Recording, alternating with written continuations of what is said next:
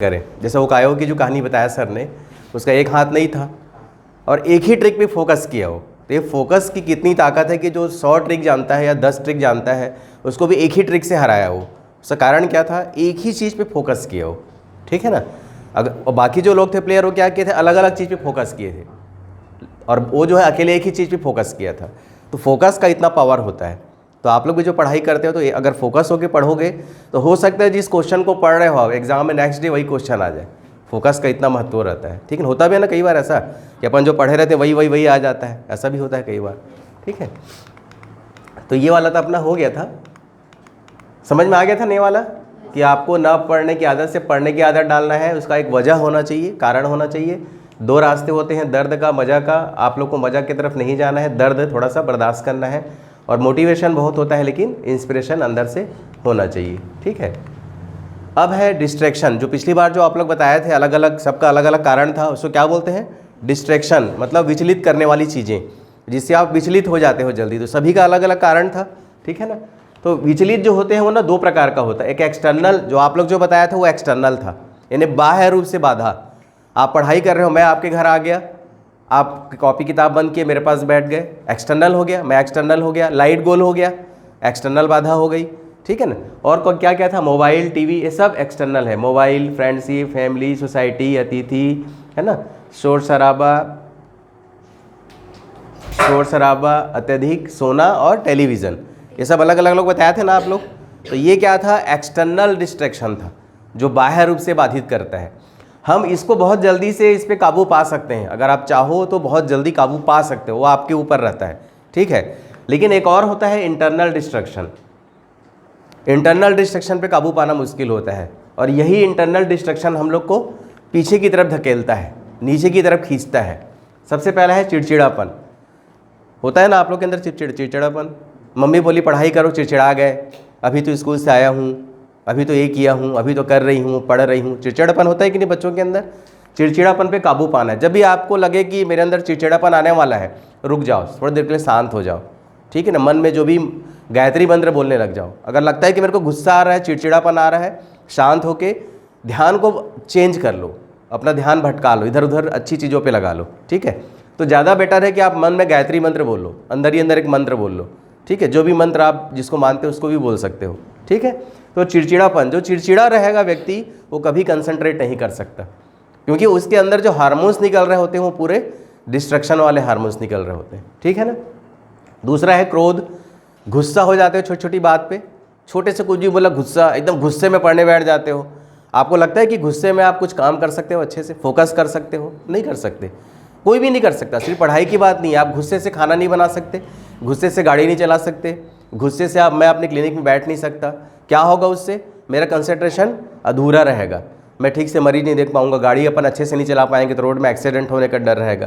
क्योंकि गुस्सा मतलब क्या हो गया? हम एब्सेंट माइंड हो गए, हमारा मन कहीं और पे है और हम वहीं के वहीं खड़े हैं। हमारा बॉडी यहाँ है लेकिन मन कहीं और है। तो इन सब चीज़ों पे काबू पाना बहुत ज़रूरी है, ठीक है। छल कपट रखते हैं। स्कूल गए, स्कूल में किसी से लड़ाई हो गई, किसी दोस्त से, या किसी बात पे मनमुटाव हो गया, एक कपट आ गया मन में, इसको तो छोड़ूंगा नहीं, इसको तो छोड़ूंगी नहीं, इससे बदला लेके रहूँगी। एक कपट वाली जो भाव है, ये भी आपको डिस्ट्रैक्ट करता है बहुत हद तक, है ना। सब कुछ अच्छा है लेकिन आपके अंदर जो मन में जो कपट आ रहा है, छल आ रहा है, उसके प्रति ईर्ष्या आ रही है, द्वेष आ रहा है, वो आपको पढ़ने नहीं देगा। होता है कि नहीं होता ऐसा, है ना। इन सब चीज़ों से अपने को काबू पाना है। लड़ाई झगड़ा, बदले की भावना लेके स्कूल जाना, आज तो छोड़ूंगा नहीं, आज तो कूट के आऊँगा, इसको मार के आऊँगा, है ना, या इससे लड़ाई करके रहूँगा, ये सब इस टाइप की जो भावनाएं आती है, सब इंटरनल डिस्ट्रक्शन है। आलस्य, जो हम लोग एक बार क्लास ले चुके हैं आलस्य का। आलस्य सबसे बड़ा दुश्मन होता है स्टूडेंट्स का, है ना। विद्यार्थी जीवन में सबसे बड़ा अगर दुश्मन है तो आलस्य है ना। आप सोए हो, आलस्य आया है और लेटे लेटे एकदम सपने देख रहे हो मुंगरी लाल के कि मैं ये करूँगा वो करूँगा, आलस्य है। आलस्य को भी छोड़ना है। भूख, कई बार भूख लगता रहता है, घर का खाना पसंद नहीं आता, ध्यान पिज्ज़ा में चला जाता है, बर्गर में चला जाता है, मोमोज़ में चला जाता है ना। अब आपको खाना है, ध्यान उस तरफ है कि मेरे को ये खाना है, मेरे को ये मंगाना है, आप पढ़ नहीं पाओगे। तो भूख पे भी कंट्रोल पाना चाहिए। हंगर भी जो होता है, किसी चीज़ का भूख होना, खाने का और किसी चीज़ का, वो भी आपको डिस्ट्रैक्ट करता है। चिंता करना किसी चीज़ का, साल भर पढ़े नहीं, पूरी क्लास छोड़ दिए, है ना, इधर उधर टाइम पास हो गया, जैसे ही एग्ज़ाम आया टेंशन शुरू हो गया, चिंता होने लगी, अब कैसे पढ़ूँ, अब कैसे पढ़ूँ, होता है कि नहीं होता ऐसा? ओवरबर्डन हो गया, अब क्या करना चाहिए, लास्ट बुक बंद किया और सो गए, देखा जाएगा जो होगा होगा। ये चिंता, भावना, इमोशन है ना। इमोशन मतलब किसी से ज़बरदस्ती अटैच हो जाना कि इमोशनल अटैचमेंट होना, जबकि आपको इमोशनल अटैचमेंट से बचना चाहिए। भावनात्मक होना चाहिए, लेकिन ज़्यादा इमोशनल अटैचमेंट अच्छा नहीं होता विद्यार्थी जीवन में, है ना, वो आपको डिस्ट्रैक्ट करता है। ठीक है, मन पे कंट्रोल रखना है। मन अगर आपके काबू में है तो सब कुछ काबू में है, ठीक है ना।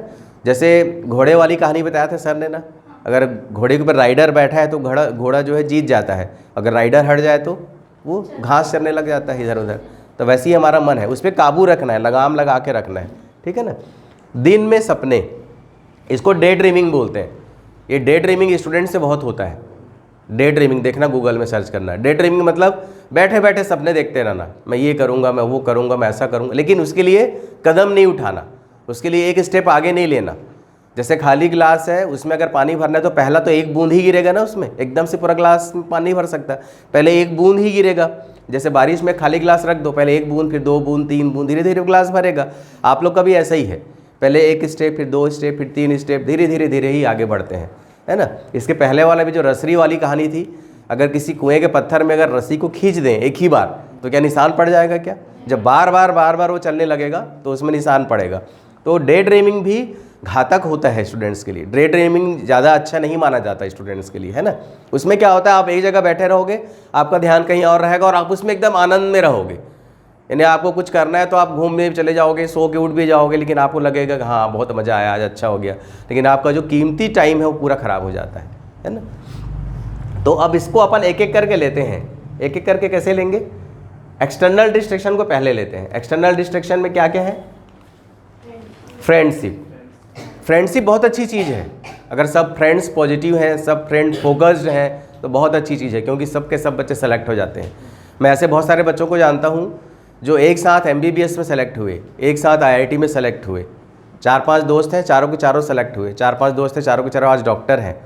चारों के चारों एक साथ एक ही क्लास में पढ़े। ऐसे ऐसे भी फ्रेंडशिप मतलब मैं जानता हूँ जिनको जिनको फोकस थे। तो ऐसा फ्रेंड सर्कल रखो कि आपके दोस्त जब मिले तो पढ़ाई की ही बात करें। तू क्या पढ़ा, मैं क्या पढ़ूंगा, आज क्या करेंगे। मिलो तो थोड़ा सा पढ़ाई का डिस्कस करो। तो फ्रेंड सर्कल में जब पढ़ाई का डिस्कशन होने लगेगा तो वो पॉजिटिव हो जाएगा आपके लिए।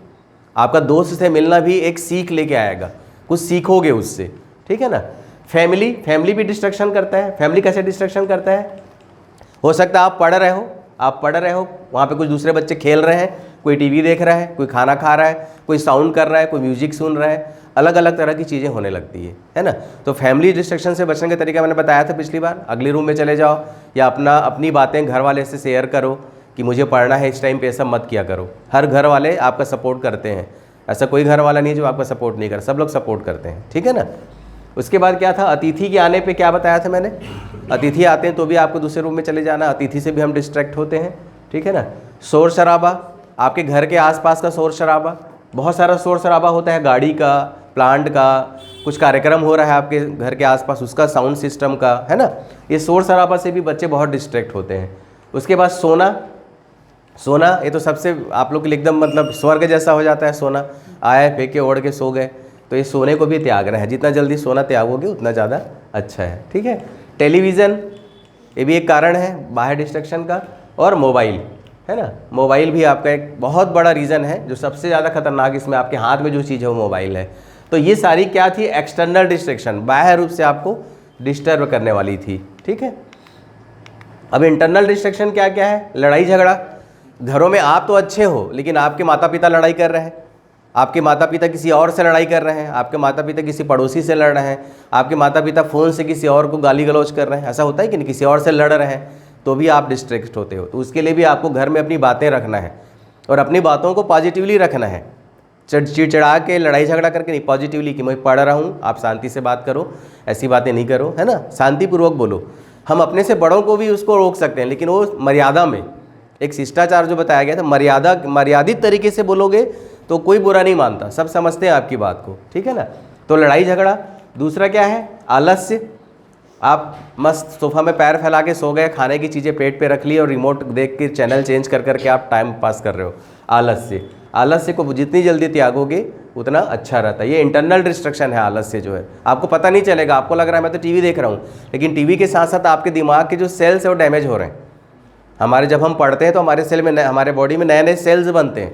वो सेल्स, जैसे बहुत सारे किताबें हैं आपके पास और वहाँ पे देखो उसमें 2-3 खंड बने हैं, मान लो 100 किताबों को उस खंड में रखना तो आ जाएगा क्या? नहीं आएगा। तो वैसे जब हम पढ़ने लगते हैं तो हमारे माइंड में एक रेक बनने लगता है सेल्स के द्वारा, उस रेक में उसको हम मैनेज करते हैं, है ना। जहाँ पे मैनेज करें, जैसे अलग अलग बुक्स, जैसे लाइब्रेरी देखे हो, लाइब्रेरी कितनी सारी किताबें रहती है, लेकिन आपको जो किताब चाहिए, है ना, वो एक बार में आप निकाल लेते हो। उस रेक पे जाना, फलाना है, वहाँ पे बुक्स के नाम लिखे होते हैं, जाते हो और एक बार में अपनी बुक्स निकाल लेते हो। अगर वो अस्त व्यस्त हो जाए तो लाइब्रेरी कोई कुछ नहीं कर पाएगा। वैसे ही हमारा माइंड होता है, आप जो पढ़ते हैं उसमें हमारे माइंड में रेक बने हुए हैं अलग अलग, उस रेक में रखते चलो। एक ना किसी चीज़ से उसको कनेक्ट कर दो, एक शॉर्ट फार्मूला बना के कनेक्ट करके उसको ब्रेन में डाल दो, है ना। जैसे एक छोटा सा एग्जांपल मैं बता रहा हूँ, जैसे मैं जब कॉलेज में था तो कौन कौन से विटामिन फैट में सोल्यूबल है, कौन कौन से विटामिन वाटर में सोल्यूबल, बहुत कन्फ्यूज़न होता था। और अक्सर जब किसी को पूछे ना, किसी को पता है कौन कौन से विटामिन वाटर सोल्यूबल है, कौन कौन से फैट सोल्यूबल है, तो बहुत कन्फ्यूज़न होता था और अक्सर गलत आंसर देते थे। तो मैंने एक फार्मूला बनाया, WBC सबको पता है ना, वाइट बर। तो WBC मतलब B और C वाटर सोल्यूबल है, बाकी सब फैट सोल्यूबल है। हो गया ना याद? तो ये रेक बना के डाल दी, मेरे को आज भी याद है, अब कभी नहीं भूलोगे, B एंड C, ठीक है। इसीलिए जब विटामिन की गोली खाते हो B की, तो आपका यूरिन पीला होता है, येलो आता है, कि पूरा डिजॉल्व हो जाता है वाटर में, ठीक है। और A, D, E के जो बाकी विटामिन है वो फैट सोल्यूबल है। इसीलिए जब बोलते हैं ना कैल्शियम की गोली को दूध के साथ खाने बोलते हैं, क्योंकि फैट में जल्दी सोल्यूबल है वो। तो ऐसे छोटे छोटे फार्मूले बना के याद करो। अगर कुछ याद नहीं होता तो उस चीज़ पे फोकस्ड हो, कुछ फार्मूले बनाओ और उसको ऐसा याद करो कि कोई कंफ्यूज ही नहीं कर सकता आपको। अगर WBC आपने याद रखा है और आपको कंफर्म है कि B एंड C है, तो आपको कोई घुमा के भी क्वेश्चन पूछेगा तो आप बता दोगे, है ना। तो ये इस तरह के एक छोटा सा एग्जाम्पल था, ये आप ऐसे अपनी पढ़ाई को भी कर सकते हो, ठीक है। और चिंता करना, ज़बरदस्ती घर में किसी बात को सोचते रहना। जब भी आपको लगे कि आप तनाव में आ रहे हो, अपनी बातों को अपने घर की बड़ी दीदी से शेयर करो, अपने मम्मी पापा सबसे सर्वश्रेष्ठ होते हैं अपनी मम्मी और पापा, उनसे कभी डरो मत। ये मत सोचो कि वो कुछ बोलेंगे, जैसे ही आप उनसे बात शेयर करोगे तो आपके मम्मी पापा ही सबसे पहले आपको सपोर्ट करने वाले हैं, उनके अलावा और कोई सपोर्ट नहीं करने वाला, ठीक है ना। आप जिस वृक्ष को लगाए हो उसकी छाया में जो बैठे हो ना, वो छाया देने का चांसेस ज़्यादा है। जिस पेड़ के नीचे आप बैठे हो उसकी छाया आपको सबसे पहले मिलेगी, इसकी चांस ज़्यादा है, न कि जो दूर वृक्ष है। तो आप अपने माता पिता के आशीर्वाद के नीचे बैठे हो, तो अपने माता पिता से बात शेयर करो। और अपने माता पिता को, आप लोग अब बड़े हो गए हो, 15-16 साल के हो गए ना, तो कंधे बोलते हैं, जब माँ बाप के कंधे के बराबर आता है तो उसको फ्रेंड बन जाना चाहिए। अपनी सब बातें शेयर करो, अपने माता पिता को फ्रेंड बनाओ, ठीक है। इससे आपको टेंशन कम रहेगा, देखना फ्री रहोगे। कुछ भी बातें उसको शेयर करो, अच्छी बातें भी हुई आपके साथ तो शेयर करो, कुछ गलत हुआ उसको भी शेयर करो। उससे आपके माता पिता हमेशा अवेयर रहेंगे, उनको पता रहेगा कि आपके साथ क्या चल रहा है, ठीक है। तो आप चिंता से मुक्त रहोगे अगर आप बात शेयर करते हो तो चिंता से। जैसे कोई पेशेंट है, अगर सारी बातें अपनी बीमारी की डॉक्टर से शेयर करे तो पेशेंट ज़्यादा अच्छा रहेगा ना। अगर कोई बात छुपा दे डॉक्टर से, वो तो शायद डॉक्टर को तो पता ही नहीं उसको क्या है, अगर छुपाता है तो हो सकता है ट्रीटमेंट 100% ना हो। लेकिन सारी बातें अगर वो शेयर करेगा तो उसके इलाज की चांसेस ज़्यादा अच्छे हो जाते हैं। तो वैसे ही आप लोग के साथ भी होता है, सब बातें अपने मम्मी पापा दीदी भैया जो भी घर में बड़े हैं, जिनको आपको लगता है कि शेयर कर सकते हैं, उनसे शेयर करना चाहिए, ठीक है ना। और क्या है भावना? मतलब यही है, भावना मतलब आप अंदर से बहुत दुखी हो लेकिन चेहरे पे स्माइल है झूठी वाली, या अंदर से बहुत खुश हो लेकिन बाहर दिखावा कर रहे हो कि बहुत दुखी हो, है ना। एक बोल सकते हैं अपन, एक नाटकी टाइप का है, आप छुपा रहे हो किसी चीज़ को, छुपाना, तो उससे क्या सप्रेशन होगा, सप्रेस हो के वो चीज़ जो है बीमारी में बदल जाएगी, या आपको असफल कर देगी या नीचे ढकेल देगी। इसलिए जैसे आप हो वैसा ही होना चाहिए, बनावटीपन जीवन बिल्कुल नहीं होना चाहिए, है ना। अगर आपके पास अगर 2000 की मोबाइल है तो 2000 ही बताओ लोगों को, ये मत बताओ कि 10,000 का है। अगर आपके कपड़े अगर 1000 रुपये के तो उसको 10,000 की बताने की ज़रूरत नहीं है, क्योंकि जनरली आजकल के बच्चों में देखा जाता है कि 1000 रुपये की चीज़ को 10,000 की बताते हैं, उनको लगता है कि इससे मेरी इज्जत ज़्यादा होगा। ऐसा नहीं है, आप जैसे हो वैसे ही रहो, आप जैसे हो वैसे ही रहोगे तो क्या होगा, आपका रेस्पेक्ट हर कोई करेगा। नहीं तो जब उसको पता लगेगा कि यार आदमी तो झूठ बोल रहा था, तो आपका रेस्पेक्ट हमेशा के लिए आप एक चीज़ खो दोगे, वो विश्वास। फिर उसको लगेगा तो हमेशा झूठ बोलता है, इसका तो ऐसी हमेशा का आदत है। तो ये सब चीज़ें आपके लाइफ में होती है, ठीक है ना। और दिन में सपने देखना, दिन में सपने जो बताया था, डे ड्रीमिंग बहुत होता है, डे ड्रीमिंग, उससे बचना है, ठीक है। डे जैसे ही आपको कुछ कल्पना में डूबने लगते हो ना, आप समझ लेना कि डे ड्रीमिंग में जा रहे हो। आपको सिर्फ एक ही चीज़ पे फोकस करना है, वो है पढ़ाई, खेलकूद, घर के काम, धीरे धीरे धीरे उन चीज़ों पे फोकस्ड रहो, ठीक है ना। आगे समझ में इंटरनल और एक्सटर्नल, ठीक है। अब पढ़ाई पे अगर पूर्ण रूप से फोकस करना है तो आपको ना इन चारों चीज़ों को जानना जरूरी है। क्या क्या जरूरी है? अगर आप बीमार रहोगे तो अच्छे से पढ़ पाओगे क्या? तो सबसे पहले क्या हो गया? हेल्थ, स्वास्थ्य। दूसरा वातावरण, वातावरण का मतलब क्या हो गया? जैसे अभी यहाँ पे बहुत ज़्यादा साउंड होने लगे, बहुत ज़्यादा साउंड होता है, अच्छे से क्लास हो पाएगी क्या? ये नहीं हो पाएगी। व्यवस्था, व्यवस्था मतलब क्या? जैसे मैंने बताया कि एक बहुत सारी बुक फैली हुई है, अगर इसको रेक में रखना है और रेक छोटा है तो क्या हम सब बुक्स को उसमें डाल सकते हैं क्या? नहीं डाल सकते। उसके लिए अलग से रेक का इंतजाम करना पड़ेगा या उस बुक्स को सीरीज़ में नीचे रखना पड़ेगा, लेकिन उसको उसकी सब्जेक्ट के हिसाब से कैटेगराइज करना पड़ेगा, ठीक है। और एडिक्शन, तो उसमें से हम पहले लेते हैं स्वास्थ्य को। स्वास्थ्य जो होता है आपका, वो 3 चीज़ों से बनता है और बिगड़ता है। कौन कौन सी चीज़ है? बैलेंस डाइट, एक्सरसाइज और आराम या नींद। इसको पहले भी मैं बता चुका हूँ आप लोग को। बैलेंस डाइट का मतलब क्या होता है? क्या क्या चीज़ें आती है संतुलित आहार में? है? हाँ, बैलेंस डाइट का मतलब होता है जिसमें कार्बोहाइड्रेट हो, यानी दाल चावल, मतलब चावल और रोटी, ठीक है। उसके बाद है प्रोटीन जो दाल में रहता है हमारे खाने में। उसके बाद फैट, ऑयल तो डलता ही है सब्जी में, डलता है नहीं, घी है, ऑयल है, ठीक है। उसके बाद विटामिन्स, मिनरल्स, फाइबर्स और वाटर। अगर इतनी चीज़ें आपके में है खाने में तो आप बैलेंस डाइट खा रहे हो। इसमें से अगर एक भी चीज़ मिस हो जाए तो बैलेंस नहीं होता वो, ठीक है ना। पानी बोलते हैं ना, खूब पानी पीना चाहिए। खाना खाने के तुरंत बाद पानी नहीं पीना चाहिए, खाना खाने के बाद 10-15 मिनट रुक के पानी पीना चाहिए, ठीक है। तो कार्बोहाइड्रेट के अंतर्गत क्या क्या चीज़ें हैं? 2 चीज़ें हैं जो अपन खाते हैं मेनली, चावल और रोटी। गेहूँ और चावल में 2 चीज़ों में कार्बोहाइड्रेट है, ठीक है। प्रोटीन दाल में, सोयाबीन में सबसे ज़्यादा होती है, चने वगैरह हो गए, है ना, वो सब में प्रोटीन है। फैट्स मतलब क्या हो गया? वही घी, ऑयल, मूंगफली हो गया जिसमें ऑयली, जिससे तेल निकलता है, तिल हो गया, ये सब ऑयली चीज़ें हैं, ठीक है। विटामिन्स किस में रहता है? फ्रूट्स में, मेनली फ्रूट्स में रहता है। और अलग अलग फ्रूट्स में अलग अलग विटामिन्स होते हैं। और अलग अलग विटामिन्स की कमी से अलग अलग बीमारियां होती है। जिस चीज़ की आपको कमी है, जिस विटामिन्स की, उसकी आपको बीमारी दिखेगी। अगर विटामिन ए की कमी है तो आपको आँख धुंधला दिखेगा, है ना, हाँ, नाइट ब्लाइंडनेस होगा, आँख का प्रॉब्लम आएगा। सी है तो स्कर्वी होगा, है ना। बी है तो वीकनेस आएगा बॉडी में, बेरी नाम की डिजीज़ होगी, ठीक है। डी है तो हड्डियाँ कमज़ोर होगी आपकी, समझ रहे हो ना। तो इस तरह का अलग अलग विटामिन्स का अलग अलग डिजीज़ होता है। मिनरल्स, मिनरल्स का मतलब क्या होता है? मिनरल्स मतलब बहुत, जैसे मैग्नीशियम, सोडियम, मैग्नीज, जिंक, है ना। जिंक बहुत जरूरी है बॉडी के लिए। जो आपको डायरिया होता है, डिहाइड्रेशन वगैरह होता है, उसमें जिंक देते हैं डॉक्टर आपको, है ना, जिंक की टैबलेट भी देते हैं। तो जिंक बहुत ज़रूरी है। तो इन सब चीज़ों का बैलेंस होना चाहिए। फाइबर किस में होता है ज़्यादा? जब भी आप कोई फ्रूट्स खाते हो जिसमें रेसा रहता है, रेसा, आम जैसे आम खाते हो ना अपन, दांत में फंस जाता है रेसा, तो उसको फाइबर बोलते हैं। समझने के लिए बता रहा हूँ आपको। जिसमें रेसे होते हैं, रेसेदार फल या रेसेदार सब्जी, उसमें फाइबर सबसे ज़्यादा होते हैं, ठीक है। इसीलिए बोलते हैं कि जो सब्जियां खाते हो उसको आप सलाद के रूप में खाओ। सलाद के रूप में खाओगे तो क्या, फाइबर जाएगा बॉडी में, और पका देने से तो ख़त्म हो जाएगा फाइबर। तो इसीलिए आपको कच्चा ही उसको सलाद के रूप में खाना चाहिए, ठीक है ना। और वाटर, वाटर भी कैसा पीना चाहिए? कंटामिनेटेड वाटर पीना चाहिए कि साफ़ सुथरा पानी पीना चाहिए? साफ़ सुथरा पानी पीना चाहिए। तो ये रहा आपका शारीरिक स्वास्थ्य। सेकेंड चीज़ है एक्सरसाइज। कितने लोग करते हो एक्सरसाइज घर में? हाथ खड़े करो। आपको पता नहीं कि एक्सरसाइज ज़रूरी है हेल्थ के लिए? हम लोग करते हैं क्या एक्सरसाइज घर में? योगा भी ज़रूरी है, करते हैं क्या घर में?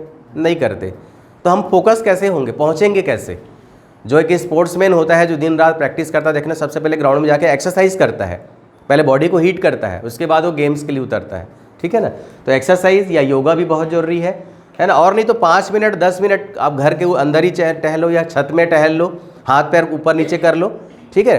कमर को, जो चिड़िया होती है, हमारे घर चिड़िया है, वो भी जब उड़ती है ना, उसको जब निकालते हैं तो पैर को ऐसा करती है, ऐसे पंख को ऐसे करती है, समझ रहे हो, मतलब एक्सरसाइज है वो करेगी पक्का। जब भी सुबह सो के उठेगी तो बिल्कुल हाथ पैर योगा करती हो। हमारे यहाँ खुद देखते हैं हम लोग, चिड़िया जो है, हर एक जानवर, खुद डॉगी लोग भी देखना सुबह सो के उठते हैं, ऐसे हाथ पाँव घुमाते हैं, मोड़ते हैं, करते कि नहीं करते हैं? हम लोग को भी थोड़ा सा मूवमेंट, जॉइंट्स को खोलना चाहिए, एक्सरसाइज। आराम या नींद, अब इसका मतलब ये नहीं कि सर तो बोल दिए सोने के लिए तो जाके सो गए। आराम नींद मतलब 7 से 8 घंटे का नींद, विद्यार्थियों के लिए 7 से 8 घंटे का नींद ज़्यादा जरूरी है। ठीक है, 7 से 8 घंटे मतलब चाहे जैसे भी सो आपका 7 से 8 घंटे का नींद पूरा होना चाहिए, अगर आपका बॉडी का बैलेंस बना के रखना है तो। ठीक है, सेकेंड है मानसिक। मानसिक मतलब क्या आता है इसके अंतर्गत? मन। आपका जो मन है जो दिखता नहीं है बॉडी में, अगर किसी के बॉडी को डिसेक्शन करेंगे तो उसके अंदर मन नहीं दिखेगा, लेकिन पूरा कंट्रोल करने वाला जो शरीर को, पूरे जीवन को मन ही है, जिससे भटकता चला जाता है पूरा बॉडी, हमारा जीवन पूरा भटकता रहता है। तो मन को कंट्रोल करने के लिए हम लोगों ने आपको यहाँ पे पहले क्या करवाते हैं? ध्यान करवाते हैं। अगर ध्यान करते हो आप तो आपका मन कंट्रोल होगा। ठीक है ना, ध्यान। और ध्यान जो है आध्यात्मिक स्वास्थ्य, अगर आप बोलते हैं ना ध्यान कर लिए तो मन ऑटोमेटिक कंट्रोल हो जाता है।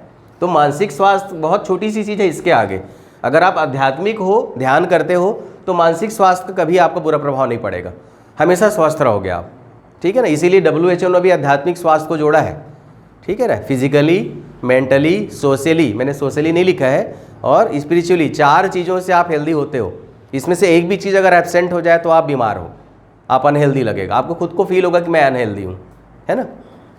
मान लो आप 100 लोग बैठे हैं ध्यान कर रहे हैं, आपको ध्यान करना नहीं आता, आप वहाँ जाओगे तो आपको एक गलत सा फील होगा, आपको लगेगा यार क्या हो रहा है, ये कैसा हो रहा है, तो आपको बड़ा पटांग सा लगेगा। कहीं पे अगर पूजा पाठ हो रहा है, सब लोग पीले कपड़े पहने हैं, आप एकदम से टी-शर्ट और जीन्स में चले जाओगे, आपको ऑड फील होगा, होगा कि नहीं होगा। तो यही आपका स्पिरिचुअलिज्म है, आपके अंदर की जो आत्मा है उसको अच्छा नहीं लग रहा है, आपके शरीर को नहीं, अंदर की आत्मा को बैड फील हो रहा है, उसको लग रहा है कि नहीं, कहीं ना कहीं हम में कमी है, सब लोग पीला पहने तो मुझे भी पीला पहनना था, होगा कि नहीं होगा। जैसे सब लोग स्कूल जाते हो यूनिफॉर्म पहनते हो ना, कि अलग अलग कपड़े पहन के जाते हो? यूनिफॉर्म पहन के जाते हो। अगर किसी दिन आप घर के कपड़े पहन के चले जाओ, आपको दिन भर ऑड लगेगा, लगेगा कि नहीं लगेगा? अरे सब लोग यूनिफॉर्म पहने, मैं नहीं पहनी। हाँ, यही स्पिरिचुअलिज्म है, मतलब सबके साथ कंधे से कंधा मिला के चलना, पूरे बॉडी को बैलेंस रखना, जो है ये है अध्यात्म है। ठीक है ना, इसको शटर को उठा दे बेटा।